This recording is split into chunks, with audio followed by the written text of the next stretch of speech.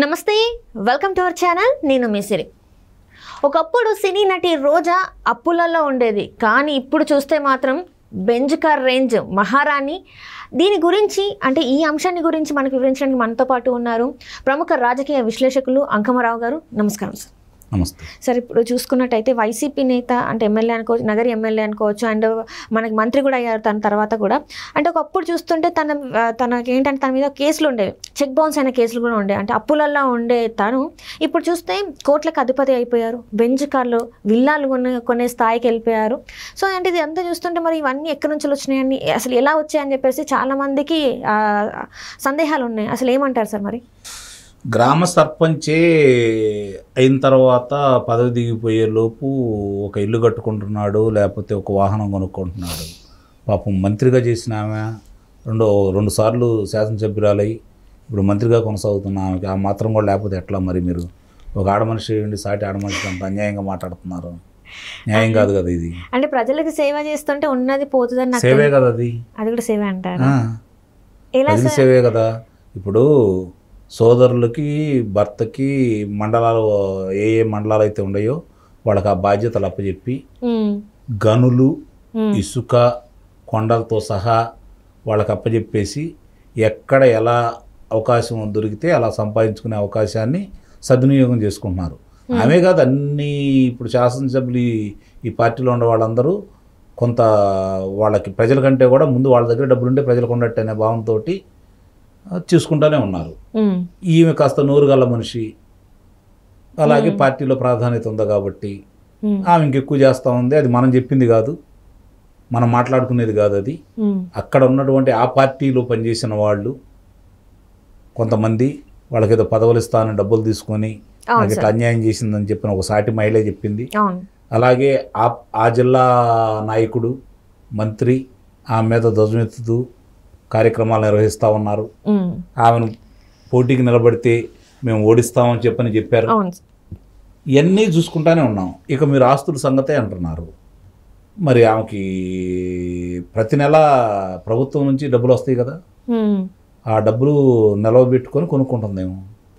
అంటే Benz car range అంటారా? Benz car కొనేచ్చు అంటారా? బెంజ్ కార్ అంటే ముందు 1 లక్ష రూపాయలు 2 లక్షల రూపాయలు కడితే తర్వాత అంతే కదా, నెలవారీ వచ్చే జీతం నుంచి పంపిస్తుందేమో. సరే, మరి ఇవన్నీ ఆరోపణలు ఇసుకలో ఇవన్నీ ఉన్నాయి కదా, ఇందులో ఏం తప్పులు చేయలే అంటారు వాళ్ళు? ఇప్పుడు ఆ నియోజకవర్గ పరిధి మొత్తం ఆమె కదా శాసనసభ్యురాలు. ముందు ఆమెకి వచ్చిన తర్వాతే కదా మిగిలిన వాళ్ళకి తప్పే ఉంది. అంటే ఆమెకు వచ్చింది సాలట్లేదు, ఇంకా కావాలనుకున్నాం కాబట్టి మిగిలిన వాళ్ళకి రావట్లేదు. మిగిలిన వాళ్ళకి రావట్లేదని కాల్ చేస్తున్నారే తప్ప ఆమె తప్పు చేస్తుందని బాధ లేదంటారా? లేదు కదా వాళ్ళకి. అంటే ఇది ఎలా చూడాలి సార్? అంటే నాకు ఏం అర్థం కావట్లేదు. అంటే ఒక ఎమ్మెల్యేగా ఉండి అక్కడ ఉన్న ప్రజలకి వాళ్ళకి ఏం బాధలు ఉన్నాయి, ఏం కష్టాలు ఉన్నాయని కనుక్కోకుండా నేను ఎంత కావాలి, నాకు ఇంకా కావాలి అని చెప్పేసి తీసుకోవడం అది ఎంతవరకు కరెక్ట్ అంటారు సార్? ప్రజాప్రతినిధులకి అది న్యాయమని వాళ్ళకి అనిపిస్తూ ఉంది. మనం న్యాయం అన్యాయం గురించి ఎట్లా మాట్లాడుకోవాలి? ప్రజల గురించి మాట్లాడుతున్నారు మీరు, ప్రజలకు మేలు చేయాలంటున్నారు. ఈ మధ్య ప్రారంభోత్సవాలు చేసింది కదా చాలా, చేతి పంపు ఇట్లాంటివన్నీ.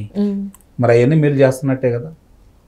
చేతి పంపులు చేస్తే మేలు చేసినట్టే. మంచినీళ్ళు వస్తున్నాయి కదా, కావాల్సింది నీరే కదా, జనాలకి మంచినీళ్ళు ఇస్తుంది కదా. అంటే ఒక ఇంటర్వ్యూలో ఒక యాంకర్ అడుగుతారు, సార్ మీరు బెంజ్ కార్ తీసుకున్నారు కదా, మరి బెంజ్ కార్ నడిచే రోడ్లు మరి ఏపీలో ఉన్నాయా అంటే తను ఏం మాట్లాడలేకపోయింది. మరి అప్పుడు తను ఒప్పుకున్నట్టేనా? వాళ్ళ ప్రభుత్వం ఏపీలో రహదారులు కూడా సరిగా నిర్మించలేకపోయింది అని చెప్పేసి మీరు పొరపాటు పడుతున్నారు. రేపు ఎటు మళ్ళీ అధికారంలో రాం కాబట్టి, ఆంధ్రాతో మనకు పని లేదు కాబట్టి, మనం ఉండేది తెలంగాణలో కాబట్టి, విల్లాలు తెలంగాణలో ఉన్నాయి కాబట్టి, బెంజ్ కార్లు ఉంటే తెలంగాణలో హైదరాబాద్లో ఉంటే మనం బెంజ్ కార్లు తిరగడానికి పెద్ద ఇబ్బందులు ఏమి లేవు కాబట్టి, ఇక్కడ రహదారులు పర్లేదు కాబట్టి ఆమె బెంజ్ కారు కొనుక్కుంది. అదే మళ్ళీ ఆంధ్రాలో గెలుస్తాననుకుంటే మామూలు కారే కొనుక్కునేదేమో. మళ్ళీ అధికారంలో రానుకున్నారు కాబట్టి, తెలంగాణలో ఉండాలని నిర్ణయానికి వచ్చారు కాబట్టి, ఆస్తుపాస్తులు అన్నీ కూడా తెలంగాణలో ఏర్పాటు చేసుకుంటున్నారు కాబట్టి ఇక్కడ కారు కొనుక్కుంది. దానికి కూడా మీరు తప్పబడితే ఎలా? మాదే తప్పంటారా సార్? అంతే, అనుమానం ఏముంది? అంటే ఇప్పుడు ఒక ప్రజల్లో ఒక మనిషిగా మాకు ఇది అన్యాయం జరుగుతుందని చెప్పేసి అడిగే హక్కు మాకు లేదంటారా? వాళ్ళకి అన్యాయం జరిగితే రేపు ఓడించండి. ఆమె కూడా అదే అంటుంది కదా, నేను మంచి చేస్తే వాళ్ళ నాయకుడు అదే అంటున్నాడు కదా, నేను మంచి చేస్తే నన్ను గెలిపించండి, నాకు ఓట్లేయండి, మీ బిడ్డను మీరు కాపాడుకోండి, మీకు మంచి చేసేవాళ్ళు ఉండే అని చెప్పని చెబుతున్నాడు కదా. ఇప్పుడు వాళ్ళని కూడా అదే అడుగుతున్నాను నేను, ఆ ప్రజలను కూడా. ఇంతకుముందు ఒక ఫైర్ బ్రాండ్ లాగా ఉండే రోజా గారు ఎందుకు ఈ మధ్య కాలంలో తన ఏదైతే తన నోటి దురుసు ఉంటుందో ఎక్కువ ఎందుకు కనిపించలేకపోతుంది? అంటే తనకు ముందే తెలిసిందా ఈసారి మనం ఎట్టి పరిస్థితులలో ఈసారి ప్రభుత్వం రాదు అని చెప్పేసి, మన ప్రభుత్వం రాదు మాట్లాడుతూ ఉంది అక్కడక్కడ. ఇది మాత్రం తెలిసిపోయింది, ఓడిపోతున్నానని నిర్ణయం, ఆమె ఓడిపోతుంది, ప్రభుత్వం రాదు అని చెప్పిన వాళ్ళ పార్టీ ఆమె తెలిసిపోయింది కాబట్టి అయినా మాట్లాడుతూనే ఉంది. మాట్లాడకుండానే ఉండలేదు, అది ఆమె సహజ శైలి. అట్లా మండినంత అట్లానే మాట్లాడిద్ది. ఆమె ఏమైనా చేయగలదు, సహజ నటి. అది పెద్ద విశేషమేం కాదు కదా. అంటే ఇన్ని రోజులు సినిమాలలో నటించడం ఒక ఎత్తు అయితే ఇప్పుడు రాజకీయాల్లో ప్రజల మధ్యలో ఉండి నటించడం. అసలు సినిమా చిత్ర కథానాయకులు కానీ నటీనటులు కానీ రాజకీయ నాయకుల ముందు బలాదూరు అంతే అంటారా? అంటే ఇప్పుడు నగరి పరిస్థితి ఏమంటారు మరి?